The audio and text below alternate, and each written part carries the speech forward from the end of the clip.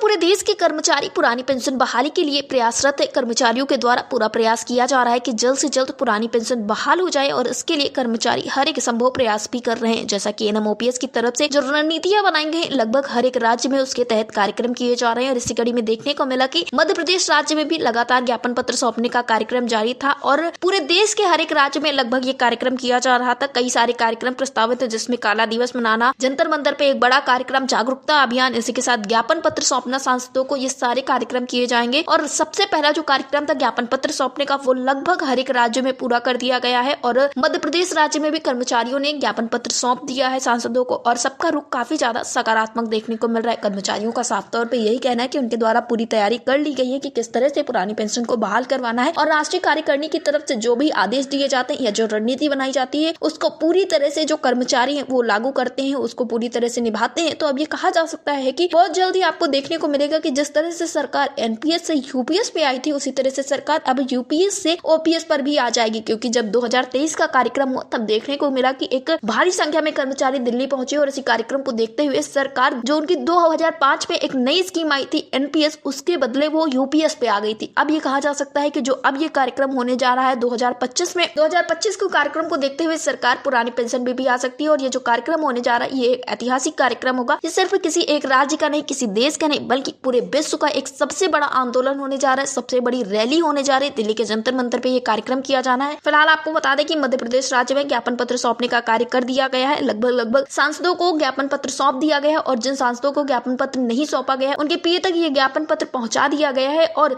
जो भी सांसद उस वक्त पे कार्यकारिणी से नहीं मिल पाए थे उनसे मिलने अब होली के अवसर पर फिर से पदाधिकारी पहुंचेंगे। फिलहाल इस विषय पर ज्यादा जानकारी देते हुए एनएमओपीएस मध्य प्रदेश राज्य प्रदेश अध्यक्ष परमानंद डेहरिया जी ने क्या कुछ कहा, आप भी सुनिए। परमानंद जी, आपका हमारे चैनल अटल टीवी पे बहुत बहुत स्वागत है।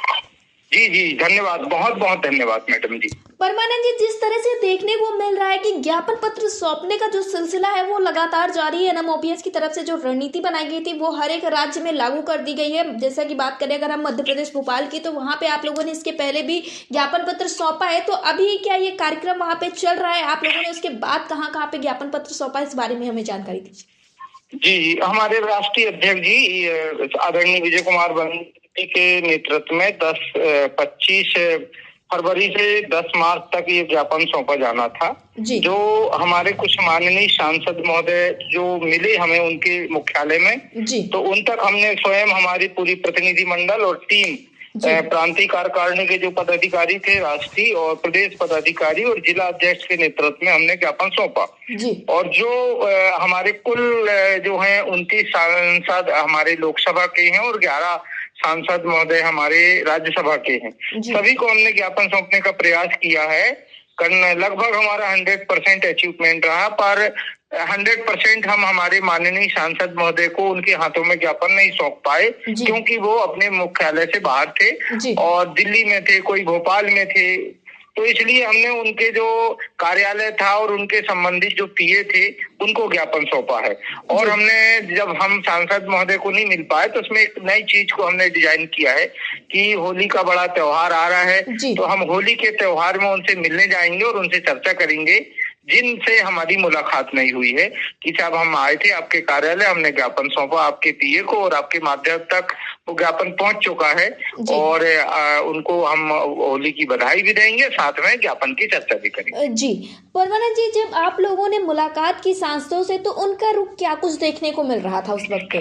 इस बार बहुत ही अच्छा पॉजिटिव रुख मिला और मैं स्वयं माननीय सांसद जो हैं बालाघाट, जो मेरे संसदीय क्षेत्र की हैं, पारधी मैडम के पास मिला और उन्होंने माननीय प्रधानमंत्री जी को और माननीय मुख्यमंत्री जी को, जो मध्य प्रदेश लेवल की समस्या थी राष्ट्रीय, उन्होंने बहुत ही अच्छा सब लोगों से मिलके अलग समय दिया और हमारी अपेक्षा से अधिक समय दिया और पूरी विधिवत चर्चा की और पूरी गंभीरता से इस विषय को समझा और माननीय प्रधानमंत्री और माननीय मुख्यमंत्री जी को पत्र लिखा।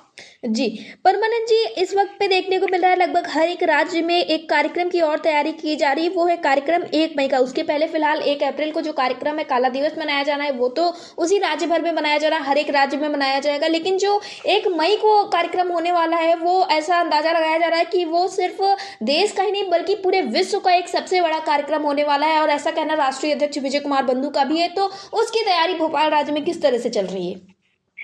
देखिए, मध्य प्रदेश के परिप्रेक्ष्य में जैसा हमारे राष्ट्रीय अध्यक्ष जी के दिशा निर्देश प्राप्त होते राष्ट्रीय कार्यकारिणी के माध्यम से, उसको हम अक्षर से पालन करते हैं।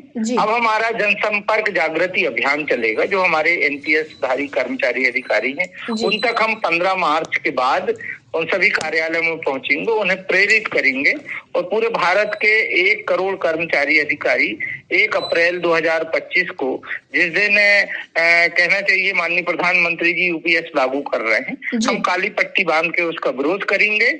और साथ ही हमारी 1 मई 2000 जो राष्ट्रीय मजदूर दिवस है 2025 को, 1 मई 2025 को दिल्ली में हम पहुंचेंगे पूरे भारत के जो कर्मचारी एनपीएस धारी केंद्र और राज्य के संयुक्त रूप से।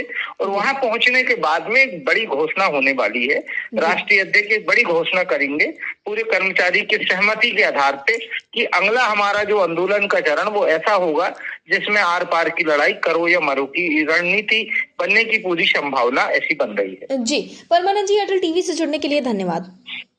जी, बहुत बहुत धन्यवाद।